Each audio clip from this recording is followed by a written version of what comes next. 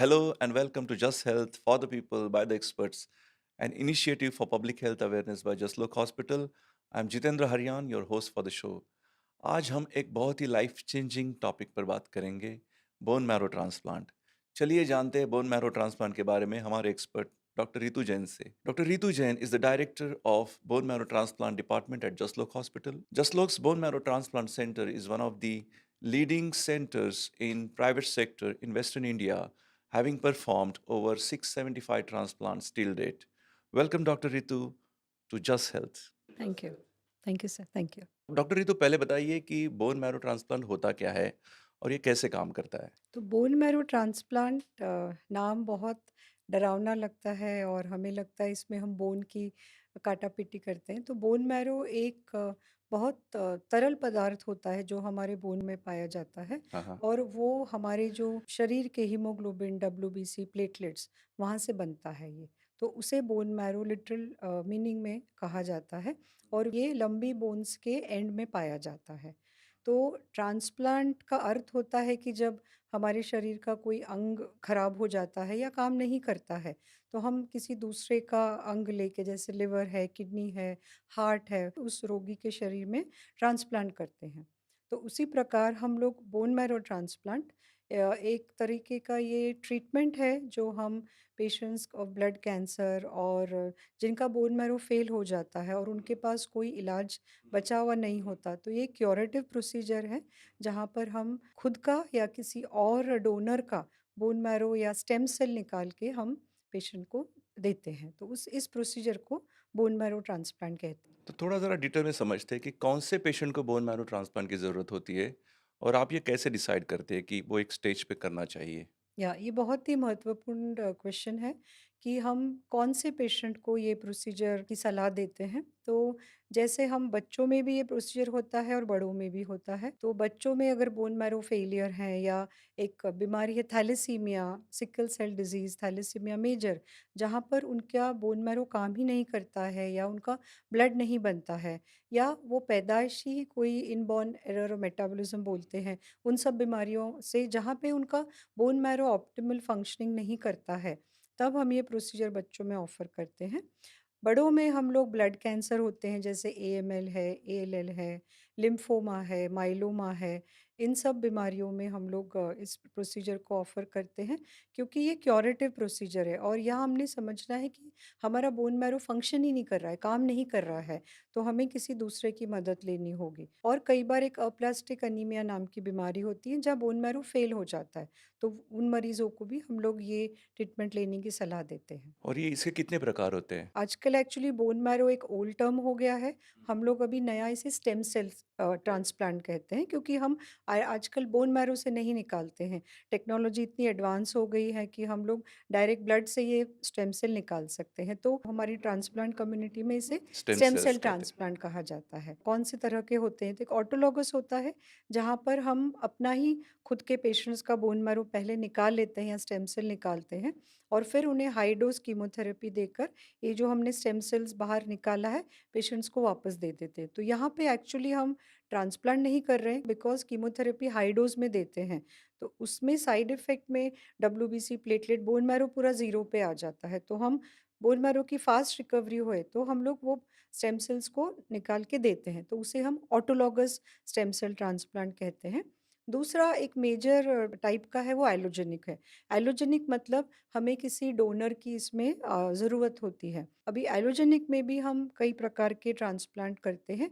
एक तो होता है एक फुल मैच डोनर ट्रांसप्लांट जिसे हम सिबलिंग मैच कहते हैं। जैसे हम भाई-बहन होते हैं तो उसमें से 25% फुल मैच का चांस होता है, तो एक एलोजेनिक सिबलिंग का होता है या पेरेंट्स या बच्चों का, हम उसमें 50% मैच होते हैं क्योंकि हमें 50-50 एक-एक पेरेंट से वो एचएलए फिनोटाइप मिलता है। तो एक वो हैप्लो ट्रांसप्लांट होता है और एक थर्ड होता है मैच्ड अनरिलेटेड। लकीली जैसे हमारे ब्लड बैंक्स होते हैं तो हमारे पास अभी इंडिया में भी कई सारी bone marrow stem cell donor registries हैं। तो जैसे हम लोग ट्रांसप्लांट डॉक्टर्स हैं, हमें कोई पेशेंट के पास फैमिली डोनर नहीं है या बच्चे छोटे हैं या माँ-बाप बहुत ओल्ड हैं, जो एक डोनर बनने के लिए फिट नहीं हैं, तो हम अपने पेशेंट्स का वो एचएलए टाइपिंग वो स्टेम सेल डोनर रजिस्ट्री में भेजते हैं और फिर वहाँ से वो उनकी डेटाबेस से वो हमें ढूंढ के देते हैं कि 8 या 10 डोनर्स हैं, इसमें से आपको जो चाहिए आप चूज कर सकते हैं। और एक तीसरा प्रकार का है एक अम्बिलिकल कॉर्ड ब्लड ट्रांसप्लांट, जो कि जब एक कोई महिला डिलीवर होती है तो प्लासेंटा निकलता है, तो जो हम माता और वो बच्चे का प्लासेंटा जो अम्बिलिकल कॉर्ड जुड़ा हुआ होता है, तो उनसे हम लोग जो स्टेम सेल्स या ब्लड निकालते हैं, वो सबसे purest form of stem cell होता है। लेकिन अनफॉर्चुनेटली उसकी मात्रा जब हम लेते हैं, उसका क्वांटिटी बहुत कम होता है, तो वो ट्रांसप्लांट हम बच्चों में ही कर पाते हैं, बड़ों पीडियाट्रिक पेशेंट्स में, बड़ों में नहीं कर पाते हैं। और उसमें काफ़ी सारी कठिनाइयाँ भी हैं, साइड इफ़ेक्ट भी बहुत हैं। तो अम्बिलिकल कॉर्ड ट्रांसप्लांट अभी काफ़ी आउट ऑफ फैशन हो रहा है। Autologous and allogeneic are the main form of transplant therapy which we offer. Doctor bone marrow harvesting और ट्रांसप्लांटेशन का प्रोसेस ज़रा हमें डिटेल में समझाइए। ये बहुत ही इम्पोर्टेंट प्रश्न है, क्योंकि कई बार जब पेशेंट्स आते हैं हमारे पास, अब तो खैर सोशल मीडिया का ज़माना है तो यूट्यूब उनके देख पास के बहुत हाँ, इन्फॉर्मेशन पहले से होता इन्फॉर्मेशन है। होती है। तो पहले उन्हें लगता था कि हमारी बोन काटेंगे, हमारी ये, तो ये प्रोसीजर वाइज़ काफ़ी सिंपल प्रोसीजर, इसमें कोई ऑपरेशन चीरा-फाड़ी कुछ नहीं ये होती है। ऑपरेशन थिएटर में नहीं होता नहीं, है। नहीं, बिल्कुल भी नहीं होता है। हम फिज़िशियंस हैं तो हम सब मैजिक दवाइयों से ही करते हैं। तो इसमें क्या होता है सर कि हम पहले एक पेशेंट हमने आइडेंटिफ़ाई कर लिया है कि इस पेशेंट को सपोज़ एलोजेनिक ट्रांसप्लांट की ज़रूरत है। तो फिर हम डोनर आइडेंटिफ़ाई कर लेते हैं, उनका एचएलए टाइपिंग करते हैं। एचएलए के बारे में थोड़ा बताइए। एचएलए क्या होता है कि दैट इज़ अ प्रीरेक्विज़िट, जैसे हम सभी का ब्लड ग्रुप होता है, we are born with a specific blood group, वैसे ही हम एक यूनिक एचएलए टाइपिंग हमें हमारे पेरेंट्स से मिलता है, 50% माता से, 50% पिताजी से। तो 4 सिबलिंग्स हैं, तो उनमें हमें 25% हम फुल मैच हो सकते हैं। तो वो हम उसकी हम टेस्टिंग या तो ब्लड से करते हैं आजकल, या तो हम सलाइवा से भी कर सकते हैं। तो हमने एक आइडेंटिफ़ाई कर लिया, सपोज़ 4 भाई-बहन हैं, हमने चारों का और पेशेंट का एचएलए टाइपिंग कर लिया, उसमें से जो एक भाई या बहन है वो फुल मैच है। तो फिर हम वो चारों भाई-बहन में से उस डोनर को बोलेंगे कि आप सिलेक्ट हो गए। उसके बाद हम उनके थोड़े से प्री ट्रांसप्लांट इन्वेस्टिगेशंस करते हैं, ताकि फिटनेस किडनी, लिवर, हार्ट के दोनों डोनर और रेसिपिएंट के करते हैं। उसके बाद हम जो पेशेंट होते हैं उनको एक कैथेटर यहाँ पर डाल के फिर हम उनको बीएमटी आइसोलेशन में शिफ्ट करके 7 दिन तक हाई डोज़ ऑफ कीमोथेरेपी देते हैं। और कई बार हम लोग रेडिएशन थेरेपी का भी हेल्प लेते हैं। तो हमारा उद्देश्य होता है कि जो बोन मैरो के एब्नॉर्मल सेल्स हैं, या कहीं से कुछ माइक्रोस्कोपिक कैंसर सेल्स रह गए हैं, जो बाद में जाके फ्यूचर में रिलैप्स हो सकते हैं, तो हमें उनको जड़ से नष्ट करना है। तो हाई डोज़ कीमोथेरेपी और रेडिएशन की मदद से हम 7 डेज़ पेशेंट को वो देते हैं। पैरेलली जो डोनर होता है, उन्हें हम 4 दिन रोज़ ग्रोथ फैक्टर्स के इंजेक्शन देते हैं पेट पे, ताकि हम डब्ल्यूबीसी उनके जो हैं वो 30,000, 40,000, 50,000 पर लेके आते हैं। तो जो स्टेम सेल्स बोन मैरो में होते हैं, हम उनको स्टिमुलेट करके ब्लड में लेके आते हैं। पहले जब टेक्नोलॉजी एडवांस नहीं होती थी, तो हम ओटी में ले जाके उनको जनरल एनेस्थीसिया में पीछे के बोन मैरो से हम almost 100-200 ml of manual bone marrow निकालते थे। But now we do it in the blood bank. तो एक बारी जब डोनर का ये चारों दिन के इंजेक्शंस हो गए, हम कैथेटर के द्वारा जैसे ब्लड बैंक में हम ब्लड प्लेटलेट डोनेट करते हैं, तो हमारी एक स्पेशल मशीन होती है जो स्टेम सेल्स कलेक्ट करने के लिए प्राइम कर देते हैं। और ये 3-4 घंटे का प्रोसीजर होता है, डोनर सेफ है, वो टीवी देखते हैं, फैमिली बैठी रहती है और वो प्रोसीजर चलता रहता है। 4-5 घंटे के बाद हमें 100 ml टू 200 ml का स्टेम सेल्स ब्लड जैसा ही दिखता है, वो कलेक्ट हो जाता है। तो डोनर की हमें जो आवश्यकता थी वो हो जाती है, तो हम वो कैथेटर निकाल के डोनर को बाय इवनिंग वो वापस घर जाते हैं। इस दौरान जो हमें सेल्स मिले हैं, हमें कितनी मात्रा में चाहिए, वो हमारे हिमैट लैब हमें बता देते हैं, और उसमें जो स्टेम सेल्स होते हैं, उसे हम CD34 सेल्स कहते हैं। तो वो सेल्स हमें पेशेंट के वेट के हिसाब से हमें डोज़ चाहिए होता है, वो हम कैलकुलेट करके यदि सफिशिएंट मिल गया, तो तुरंत हम लोग जो पेशेंट है उसे बीएमटी रूम में जैसे ब्लड चढ़ाते हैं तो चढ़ा देते हैं। तो प्रोसीजर खत्म। तो उसके बाद तो ट्रांसप्लांट का जो प्रोसीजर है, पार्ट 1 इज़ ओवर।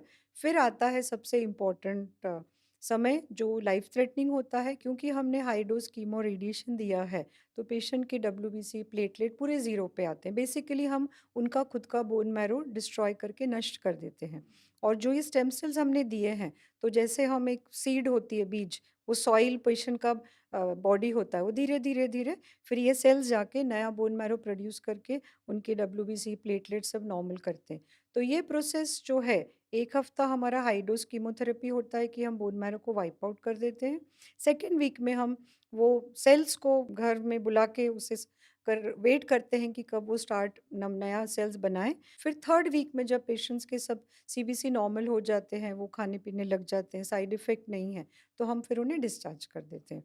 तो हॉस्पिटल में लगभग पेशेंट को 2 से 3 हफ्ता रखते हैं और फ़ॉलो-अप में फिर वो 3 महीने हम उन्हें ओपीडी फ़ॉलो-अप में रखते हैं। तो 2 से 3 हफ्ते में पेशेंट डिस्चार्ज हो जाता है। एवरेज 3 वीक्स टू 4 वीक्स 3 में टू 4 एलोजेनिक में, हाँ, ऑटोलॉगस में चूँकि खुद के ही सेल्स होते हैं, तो समय रिकवरी थोड़ा कम कम लगेगा। लगता है और 2 हफ्ते में, ढाई हफ्ते में पेशेंट पेशेंट घर जा चला सकता है। जाता है। डॉक्टर रितु ये प्रोसीजर में रिस्क और कॉम्प्लिकेशंस क्या-क्या हो सकते हैं और आप इसे कैसे मैनेज करते हो? हाँ, तो ये नाम भी इसका डरावना लगता है, कैंसर वर्ड भी डरावना है, तो हर चीज़ डरावनी लगती है। बट येस, इसमें रिस्क भी होते हैं, लेकिन ये क्यूरेटिव होता है। तो हम पेशेंट्स को बोलते हैं कि जब लो काउंट्स का समय होता है, इसीलिए हम आइसोलेशन में रखते हैं, स्पेशल हेपा फ़िल्टर्स होते हैं और हमारे हॉस्पिटल में हमारे पास 7 हेपा फ़िल्टर रूम्स हैं।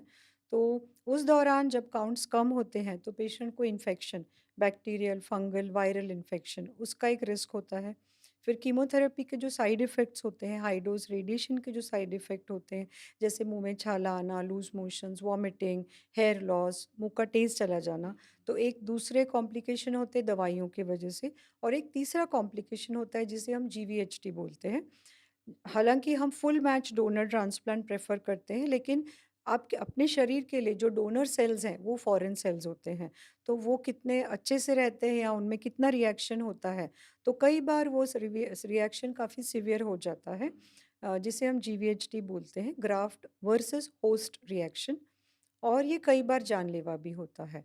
तो ये सब चीज़ें की वजह से ये प्रोसीजर वाइज़ इसमें ऑपरेशन चीरा-फाड़ी नहीं है, बट दवाइयों की वजह से जो साइड इफ़ेक्ट हैं और जो सेल्स की वजह से जीवीएचटी का साइड इफ़ेक्ट है, वो हर एक ट्रांसप्लांटर का नाइटमेयर होता है। हमने वो पीरियड क्रॉस कर दिया, तो पेशेंट लाइफ़ लॉन्ग क्योर हो जाता है फिर। तो रिस्क है इसमें। तो प्रोसीजर के बाद पेशेंट्स को क्या प्रिकॉशंस लेनी होती है और वो लाइफ लॉन्ग मेडिकेशन पे रहता है लीवर या हार्ट ट्रांसप्लांट की तरह? हाँ, ये हमारा एक जो बोन मैरो ट्रांसप्लांट है वो थोड़ा सॉलिड ऑर्गन ट्रांसप्लांट से अलग होता है इन द सेंस जो लिवर, किडनी ट्रांसप्लांट के पेशेंट्स होते हैं तो उनमें हरदम रिजेक्शन का रिस्क बना हुआ होता है। तो वो वहाँ पर उन्हें life long anti rejection drugs या इम्यूनोसप्रेसिव ड्रग्स लेने होते हैं। यहाँ पर हम लोग 6 महीने या मैक्सिमम साल भर तक इम्यूनोसप्रेसिव ड्रग्स देते हैं या एंटी रिजेक्शन ड्रग्स देते हैं। धीरे-धीरे फिर बॉडी जब एक्सेप्ट कर लेती है फिर हम लोग उसको उनको वीन ऑफ कर देते हैं। तो ये तो एक डिफरेंस है सॉलिड ऑर्गन ट्रांसप्लांट और हमें ये लिक्विड मैलिग्नेंसी बोलते हैं या लिक्विड ट्रांसप्लांट। आपका जो दूसरा प्रश्न था कि इसमें प्रिकॉशन क्या लेते हैं, तो कई भ्रांतियाँ हैं पेशेंट्स और फैमिली को लेके। कई बार तो कई पेशेंट डिस्चार्ज के बाद उन्होंने घर में ही एक हेपा फिल्टर रूम बनाया है। तो जो डर है पेशेंट्स में और या फैमिलीज़ में वो इतना है कि इसमें ज़्यादा प्रिकॉशन नहीं है। येस, इन्फेक्शन का हमें पहले 100 डेज़ में लेना होता है। हमें बाहर का खाना अवॉइड करना है ताकि इन्फेक्शन का रिस्क होए एंड धीरे-धीरे जब अपनी बॉडी की इम्यूनिटी टेक्स ओवर, तो वो पेशेंट जैसे हम नॉर्मल हैं, वैसे वो नॉर्मल हो जाते हैं। तो लाइफ लॉन्ग मेडिकेशन की इतनी ज़रूरत नहीं है। नहीं, यदि कोई पेशेंट को जीवीएचटी सीवियर फॉर्म का है, जैसे आँखों में ड्राइनेस हो जाता है, मुँह में ड्राइनेस हो जाता है या कभी लंग्स में परमानेंट साइड इफ़ेक्ट हुआ, तो उन लोगों में हम लाइफ लॉन्ग तो नहीं लेकिन 3-4 साल, 5 साल और कई पेशेंट्स को स्टेरॉइड्स या अदर ड्रग्स लाइफ लॉन्ग देते हैं, बट मेजॉरिटी पेशेंट्स को लाइफ लॉन्ग ड्रग्स नहीं मिलता है। तो जो ये जीवीएचटी हम थोड़ा चाहते हैं भी इसलिए क्योंकि पेशेंट्स को इसमें भी ग्रेडिंग होती है, तो ग्रेड 1, ग्रेड 2 होता है तो रिलैप्स के चांसेस कम होते हैं, तो हमें थोड़ा जीवीएचटी चाहिए। लेकिन अगर सीवियर फॉर्म में हुआ, तो वो जानलेवा हो जाता है। तो हम पेशेंट्स को कहते हैं कि हमने आपको एक कैंसर जैसी बीमारी से मुक्त तो कर दिया, बट जीवीएचडी जैसी एक सेकंड बीमारी दे दी है। तो उसका एक लॉन्ग टर्म सिक्वेली और साइड इफ़ेक्ट ये है। और अगर रिजेक्शन या रिलैप्स होता है पेशेंट के केस में, तो उनके पास क्या ऑप्शन रहता है फिर? तो जैसे हमने कहा कि बोन मैरो ट्रांसप्लांट भी फुल प्रूफ प्रोसीजर नहीं है, कैंसर सेल्स तो हरदम ह्यूमन सेल से कम्पीट कर रहे हैं कि कब हम ट्रीटमेंट बनाएं और वो हमसे एस्केप करें। तो यस, 15 to 20% पेशेंट्स को भी ट्रांसप्लांट के बाद रिलैप्स का रिस्क होता है और वो भी डिपेंड करता है आपकी बीमारी कौन से स्टेज में हमने ट्रांस यदि लेट स्टेज में ट्रांसप्लांट की तो उन लोगों में ट्रांसप्लांट के बाद भी रिलैप्स होता है और अर्ली स्टेज में हमने ट्रांसप्लांट कर लिया तो रिलैप्स के चांसेस एकदम नहीं के बराबर होते। तो वो एक फिजिशियन का डिस्क्रिशन होता है कि पेशेंट को कब ट्रांसप्लांट ऑफर किया जाए। Coming back to your question कि अगर पेशेंट रिलैप्स हो जाता है तो हमारे पास आजकल अब नए कार टी सेल थेरेपी है, बाइट स्पेसिफिक थेरेपी है, इम्यूनोथेरेपीज़ हैं, तो ऑप्शंस हैं हमारे पास। बट जनरली ट्रांसप्लांट के बाद यदि रिलैप्स हो जाते हैं तो ये जो नए ट्रीटमेंट ऑप्शन के भी बहुत अभी रिजल्ट्स इवॉल्विंग हैं, काफ़ी सारा क्लिनिकल ट्रायल चल रहा है और उनके रिजल्ट्स एनकरेजिंग हैं। सो होप इज़ देयर, यदि ट्रांसप्लांट कोई फेल भी कर जाता है तो देयर अभी आर ऑप्शंस। यस या yes there is hope and there are options. So doctor Ritu, CAR T cell therapy अभी बहुत इवॉल्व हो रहा है, तो क्या ये हम जस्ट लोग में भी ऑफर करते हैं पेशेंट्स को?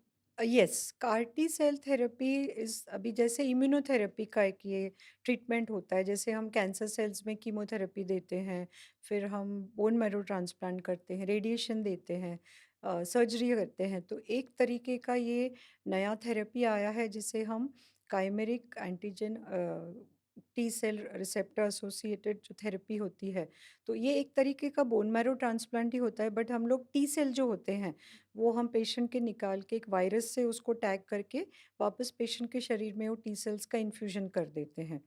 तो वो भी कई प्रकार के कैंसर्स को क्योर करने में हेल्प कर रहा है।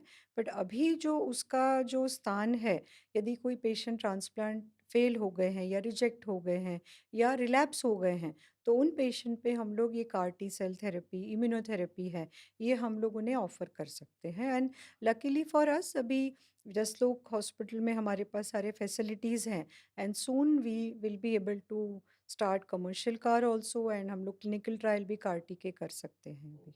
सो डॉक्टर रितु, ये प्रोसीजर में कितना खर्चा आता है?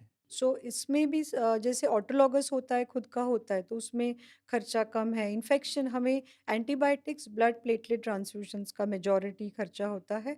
तो नॉन कॉम्प्लिकेटेड पेशेंट्स में हमारे हॉस्पिटल में 10 से 15 लाख में हो जाता है ऑटोलॉगस का। और एलोजेनिक जो होता है, जो सिबलिंग का होता है, बिकॉज़ डोनर हमारे पास रेडी अवेलेबल है, घर का डोनर है, तो उसमें हमारे 15 टू 20 लैक्स इंडियन रुपीज़ का हम लोग कॉस्ट एस्टिमेट देते हैं। और यदि हैप्लो मैच ट्रांसप्लांट है या मड ट्रांसप्लांट है तो उसमें हम लोग 30 टू 35 लैक्स का रुपीस का कॉस्ट एक्सपेंडिचर देते हैं। डॉक्टर रितु, बच्चों में भी बोन मैरो ट्रांसप्लांट होता है, और ये सक्सेसफुल होने के बाद उसके लॉन्ग टर्म इफ़ेक्ट्स क्या होते हैं, उनके ग्रोथ और फर्टिलिटी पे? ये तो बहुत इम्पोर्टेंट क्वेश्चन है। आप तो एकदम पेशेंट जो फैमिली मेंबर्स पूछते हैं वैसा क्वेश्चन पूछा और बहुत महत्वपूर्ण क्वेश्चन है। अपने कंट्री में भी बहुत सारे पीडियाट्रिक ट्रांसप्लांटर्स आए हैं एंड अभी पीडियाट्रिक ट्रांसप्लांट एक अलग एंटिटी हो गई, उनकी अलग सोसाइटी भी बन रही है। तो बच्चों में ट्रांसप्लांट के एक लॉन्ग टर्म साइड इफ़ेक्ट जो हमें सबको तकलीफ़ होती है उससे है कि एक तो ग्रोथ स्टंटेड हो जाती है, उनकी हाइट कम हो जाती है या ग्रोथ कम हो जाती है। सेकंड फर्टिलिटी इश्यूज होते हैं स्पेशली मेल बच्चों में या मेल अडोलेसेंट बच्चों में जब हम करते हैं तो फर्टिलिटी इश्यूज होते हैं। फीमेल्स में भी अगर ओवरीज पे परमानेंट डैमेज हुआ तो उन्हें प्रीमेच्योर मेनोपॉज हो जाता है। सो ये एक जरा permanent long term side effect हो होता सकता है। है। यस होता है। जैसे कि कैंसर पेशेंट्स या बोन मैरो ट्रांसप्लांट पेशेंट्स के रिलेटिव्स के लिए ये बहुत इमोशनली और फिजिकली चैलेंजिंग होता है to see the patient going through all this. So इनके लिए कोई सपोर्ट सिस्टम है? यस तो मुझे इस फील्ड में अभी 25 इयर्स होते आ रहे हैं। अगर मैं वो 25 इयर्स को 8-8 साल के एक दशक के हिसाब से देखती हूँ, तो पहले दशक में जो था, पेशेंट में इतना अवेयरनेस नहीं होता था, फैमिली मेंबर्स में इतना अवेयरनेस नहीं होता था। तो वो जो हम बोलते थे, उन्हें समझते थे या नहीं हो समझता था, बट बिकॉज़ डॉक्टर ने बोला है तो करना है।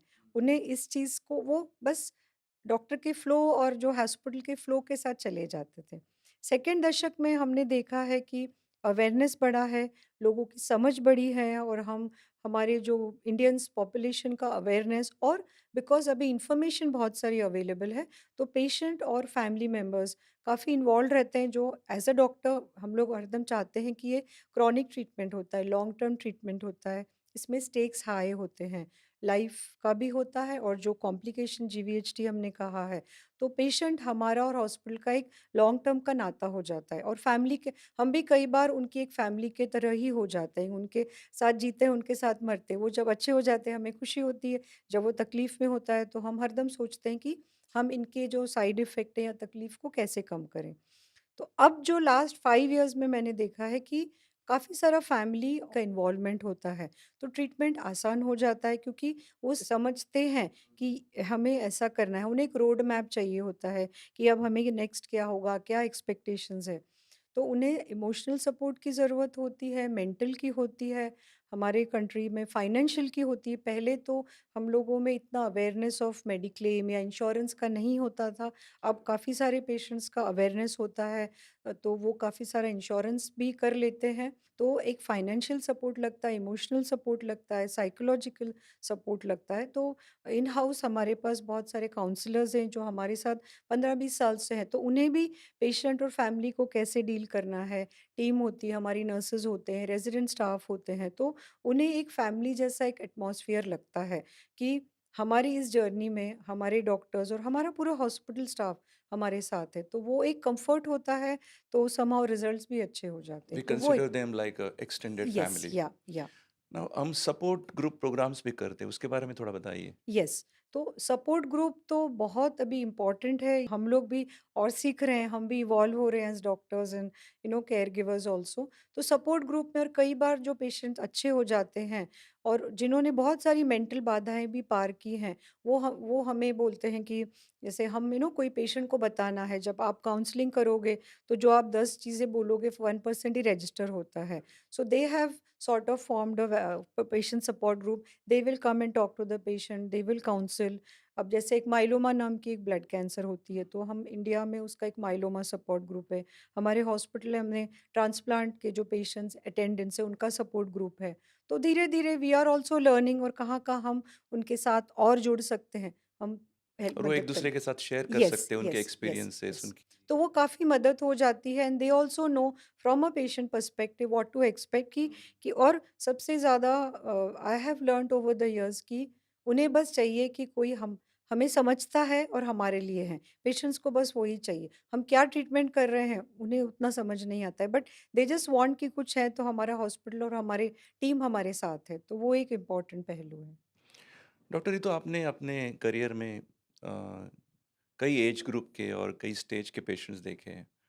कोई ऐसा केस जो आप कभी नहीं भूल सकते? सो यस, ये बहुत इम्पोर्टेंट प्रश्न है क्योंकि एक life of a transplanter is 24/7 job. मैं आफ्टर माय एमडी मैंने जब आईसीयू एक नया कुछ ब्रांच था और मुझे कुछ नया सीखना था, तो 1.5-2 साल वहाँ काम किया और मुझे लगा नहीं नहीं, ये तो बाद में जब फैमिली होगी वो तब बहुत कठिन होगा। और अब तो मैं ट्रांसप्लांट में घुसी हूँ तो ये लगता है तो आईसीयू से भी डिफिकल्ट है, बट डेफिनेटली एक पेशेंट जो मेरे ज़हन में आते हैं कि हम जस्ट लोग जॉइन हुए थे 2004 या 6 में, और डॉक्टर अडवाणी जो हमारे हेड हैं और उन्हें हमें father of bone marrow transplant of India कहते हैं। तो तब वो सर के पेशेंट थे और वो 2004 या 6 में आए थे। उन्हें एएमएल नाम की बीमारी थी, बहुत ख़राब बीमारी जहाँ चांसेस 5% ही थे। तो सर ने डॉक्टर अडवाणी, डॉक्टर साहिकिया, हम जूनियर कंसल्टेंट थे। तो उन्होंने कहा कि आपका कुछ नहीं है, आपका बहुत रिज़ल्ट ख़राब है, आप चले जाइए। आप अपने आप को तकलीफ़ ही देंगे और हम भी आपको ये इलाज करके तकलीफ़ देंगे। तो उनकी बहुत जद्दोजहद चली मन में। फिर एक दिन उन्होंने शनिवार को मुझे बिठाया जब राउंड्स पे, बोले आप बैठिए मेरे पास में। आप लोग ने मुझे 95% का तो मेरा रिज़ल्ट दे दिया है, 5% मुझे चांस है तो मैं लेना चाहूँगी। वो बोली आप सिर्फ़ मेरे साथ ट्रांसप्लांट यूनिट में, मैं जब तक हूँ आप रहना और मुझे करना है। तो फिर मैंने मेरे दोनों सीनियर्स को इन्फॉर्म किया कि she wants to go ahead. फिर हमने बहुत ही अनिच्छा से ऐसे दिल पे पत्थर रखे कि हम तो पेशेंट के साथ ठीक नहीं कर रहे, ये तो नहीं सर्वाइव करेंगे। और उनके ब्रदर डोनर हैं, वो कहाँ आयरलैंड कहीं थे, तो वो भी आए, फिर हो गया ट्रांसप्लांट। और अब यकीन मानिए जो हमने टेक्स्ट बुक में कॉम्प्लिकेशंस देखे हैं, वो पेशेंट को 2 साल तक रहे, 2 साल तक। कितने दिन वो आईसीयू में रहे और बीएमटी यूनिट में रहे और जब हम राउंड्स पे जाते थे हमें लगता था हमने कितना उनके साथ इनजस्टिस किया है। बट वो लगी रहीं कि नहीं मैं हो जाऊँगी, आप बस हम लोग मुझे। और 2 साल के बाद आज उनका 16 साल हो गए, वो हर हर साल उनके जिस दिन ट्रांसप्लांट किया था, बोलती है ये मेरा नया फर्स्ट बर्थडे और वो दूरदर्शन में वो क्लासिकल गायिका है। तो फिर she went back again and now she is giving shows and all. जहाँ हमें लगता था कि ये तो नहीं हो पाएगा ये, बट उन्होंने केवल अपने विल पावर और ज़िद पे। और आज उनको वो मुझे सब फ़ोटोज़ भेजते हैं, जभी भी उनका प्रोग्राम होता है, लिंक भेजते हैं। तो मुझे लगता है कहीं तो कुछ मुझे ऊपर वाले ने चूज़ किया है कि मैं उनकी जर्नी में उनका साथ दिया। तो आज 16 साल हो गए, वो केस डेफ़िनिटली उन्होंने मुझे भी चेंज किया एज़ अ पर्सन कि never to give up life, there is always a hope. So वो एक केस। एक दूसरा जो केस मेरे ज़हन में आता है, बच्चा है तभी बच्चा था, उन्हें ब्लड कैंसर था और उस टाइम 99 में एक ओरल पिल आई थी जिसे हम मैजिकल पिल बोलते थे कि कैंसर का इलाज एक टैबलेट से हो रहा है। तो ये तो बिल्कुल असत्य सी चीज़ लगती थी और हम स्टूडेंट्स थे उस वक़्त। तो हमें बड़ा एंथुसियाज़्म था कि अरे कैंसर का इलाज गोली से, वो भी ब्लड कैंसर से। तो फिर तब उस टाइम बच्चों के लिए वो रिकमेंडेड नहीं था, अडल्ट के लिए ही रिकमेंडेड था वो। फिर भी कहीं से जैसे किस्मत होती है तो हमने उसे दिया और लकीली वो 2 साल तक उसको ठीक रही, बीमारी कंट्रोल में आ गई, पढ़ने लगा। वेस्ट बंगाल के कहीं सिलीगुड़ी साइड का इंटीरियर के पेशेंट थे। फिर वो बच्चे को हमने भेज दिया, फिर 2 साल के बाद अनफॉर्च्युनेटली उसका बीमारी रिलैप्स हो गया। फिर हम सोच में पड़ गए क्या करना, वो एक ही चाइल्ड है, उसको भाई-बहन नहीं थे। लकीली मदर कंसीव हो गए, तो हमने फिर तभी अम्बिलिकल कॉर्ड ब्लड तभी नया-नया ही था, तो हम ब्लड उनका कलेक्शन करना चाहा, लेकिन वो सेल्स हमें एडिक्वेट नहीं मिले, तो फिर हम प्रोसीजर नहीं कर सकते थे। मीनव्हाइल ये बच्चे को कोई भी ट्रीटमेंट रिस्पॉन्ड नहीं कर रहा था, बहुत सारे परम्यूटेशन कॉम्बिनेशंस किए, समहाउ मैनेज किया। फिर जब उनकी और वो बच्ची इतनी छोटी है, हम उससे सेल्स नहीं ले सकते थे, तो उसे हमने आई थिंक डेढ़ 2 साल तक ग्रो होने दिया। जब वो डेढ़ 2 साल की हुई तब हमने ट्रांसप्लांट का सोचा और लकीली जैसे भगवान भी चाहता था कि ये बच्चा अच्छा हो जाए, तो उसकी बहन फुल मैच थी। तो फिर हमने उनके पेरेंट्स को काउंसलिंग किया कि अब हम ट्रांसप्लांट कर सकते। पेरेंट्स का भी पूरा विश्वास था, इतने अप एंड डाउन में 3 साल से कभी ऊपर कभी नीचे, वो बोले करेंगे। अब सबसे बड़ा हमारे पास में जो चैलेंज था वो फंड्स का, और फैमिली तो 3-4 साल थी तो फंड्स सारे ख़त्म हो गए थे। फिर तभी सौरव गांगुली हमारे इंडियन क्रिकेट टीम के कैप्टन थे। तो ये फैमिली ने उनको, बिकॉज़ पेशेंट वेस्ट बंगाल के थे, उन्होंने उनको अप्रोच किया, उन्होंने अपनी बैट ऑक्शन की और मुझे याद है 2001, हाँ, 2002 या 1 में तब 5 लाख में उनकी एक बैट ऑक्शन हो गई थी। तो उस वक़्त तो काफ़ी सारा मनी होता था, फंड्स होता था। फिर किया हमने ट्रांसप्लांट और सक्सेसफुल रहा। फिर बच्चा बड़ा हुआ, उसने इंजीनियरिंग किया, एमबीए किया, फिर हैदराबाद में आईबीएम में उसने जॉब किया। So again this patient taught, और अब तो आई थिंक वो 28 या 29 का हो गया है, he is still in touch. मुझे लगता है कि बहुत कुछ सिखाया है। टेक्स्ट बुक से तो हम सब सीखते हैं, बट जो पेशेंट रियल लाइफ में सिखाता है वो बहुत इम्पोर्टेंट लर्निंग्स होती है। और भी बहुत सारे पेशेंट्स हैं जो याद आते हैं, बट ये 2 पेशेंट्स के जर्नी में जब उनके साथ उन्होंने हमें उन्हें इलाज करने का मौका दिया, तो as a person I also changed a lot. Doctor Ritu, bone marrow transplant या स्टेम सेल ट्रांसप्लांटेशन एक बहुत ही कॉम्प्लिकेटेड प्रोसीजर है, जिसमें बहुत सारी चीज़ों का ध्यान रखना पड़ता है। तो हम जसलोक में बहुत सालों से ये कर रहे हैं, तो हम क्या विशेष ध्यान रखते हैं पेशेंट्स का, जिस वजह से पेशेंट्स और डॉक्टर्स हम पर ट्रस्ट करते हैं? यस, ये तो बहुत ही इम्पोर्टेंट है। जस्ट बिकॉज़ मैं 25 साल से ये हॉस्पिटल से जुड़ी हुई हूँ, तो नेचुरली मेरा बायस भी रहेगा ही। लेकिन हमने ये एक प्रोसेस था, इसे हमने इवॉल्व किया, हमने 3 बेड से 5 बेड और अभी हम 7 बेड पे आ गए हैं। Health according to me 5 pillars पे होता है, emotional, psychological, physical, mental and psychosocial, and छठा है फाइनेंशियल। तो जो 6 एस्पेक्ट और जो 6 पिलर्स ऑफ हेल्थ होते हैं, वो at least in the transplant unit हम ऑफ़र कर सकते हैं। हमारी जो नर्सेज़ हैं, हमारी एक यूएसपी, हमारी स्ट्रेंथ है, क्योंकि हम डॉक्टर्स राउंड्स लेके चले जाते हैं, 24 घंटे उन्हें ही सँभालना है, आइसोलेशन में रहते हैं। तो हमारी नर्सिंग स्टाफ यहाँ के हमारे बहुत सीनियर स्टाफ भी हैं and they are very well trained. एक हमारा बहुत एडवांटेज है। और ये हमने देखा है वो बोलते हैं कि it takes a village to grow a child to raise a child. तो उसी तरीके से ट्रांसप्लांट एक अलोन या सिर्फ मैं करती हूँ ऐसे नहीं, हमें ब्लड बैंक की ज़रूरत होती है, एक ID specialist, infection control, viral control, immunology lab, बहुत सारे लाइक लेयर्स एंड लेयर्स आते हैं तब जाके एक पेशेंट सपोर्टिंग की। फैक्टर्स। यस, तो वो हमारे पास इन हाउस फैसिलिटीज़ सब डिपार्टमेंट्स की हैं जो जो हमें लगता है, तो हम सेल्फ सफिशिएंट हैं, हम आत्मनिर्भर हैं, हमें कुछ भी चीज़ बाहर नहीं बेचनी होती है।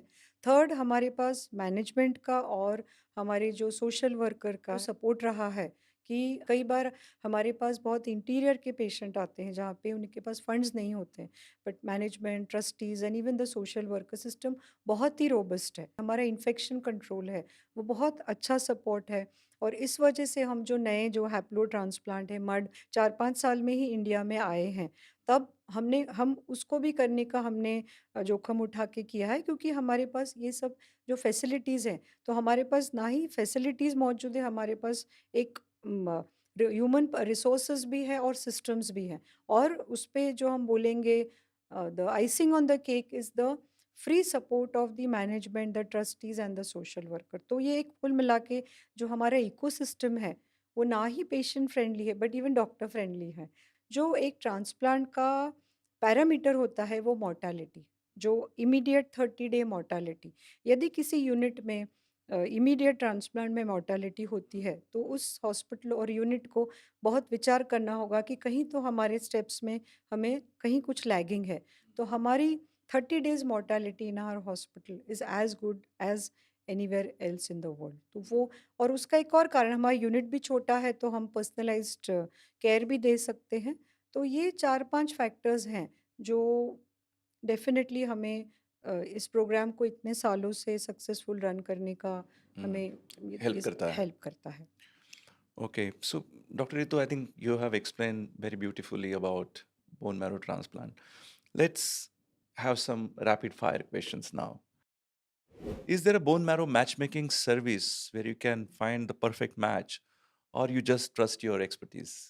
No, no, as I told you we have those donor registries होती हैं, तो it's like match making only. So, if bone marrow could talk, would they gossip about their journey before and after? Definitely, definitely, और हमारे शरीर में तो 3 trillion, 4 trillion cells होते हैं, तो definitely they would talk about it और वो बहुत गॉसिप करेंगे, ये हॉस्पिटल ऐसा, ये डॉक्टर ऐसा, ये नर्स ऐसी है। When you successfully perform a bone marrow transplant, do you feel like a superhero or just a very skilled doctor? I feel very humbled. I don't feel like a superhero और a skilled doctor. Do you ever get asked by a male patient, hey, will my sister's bone marrow or stem cells make me feminine? Actually, this is a very routinely, especially when there is a female donor or a like भाई बहन को दे रहा है, बहन भाई को।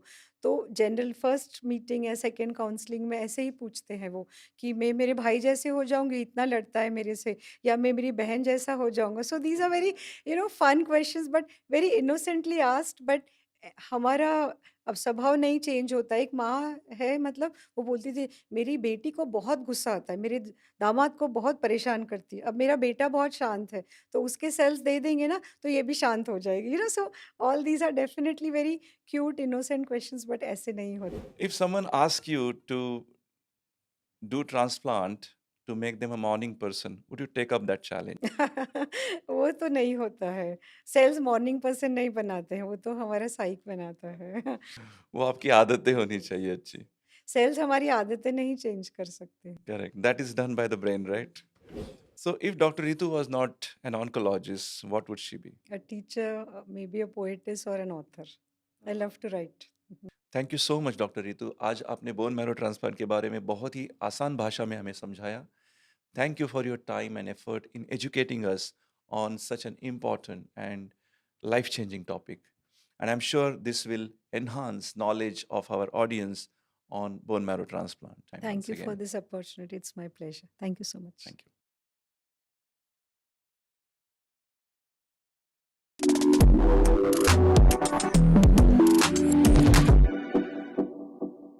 Just Health for the people, by the experts, and healthcare initiative by Jaslok Hospital.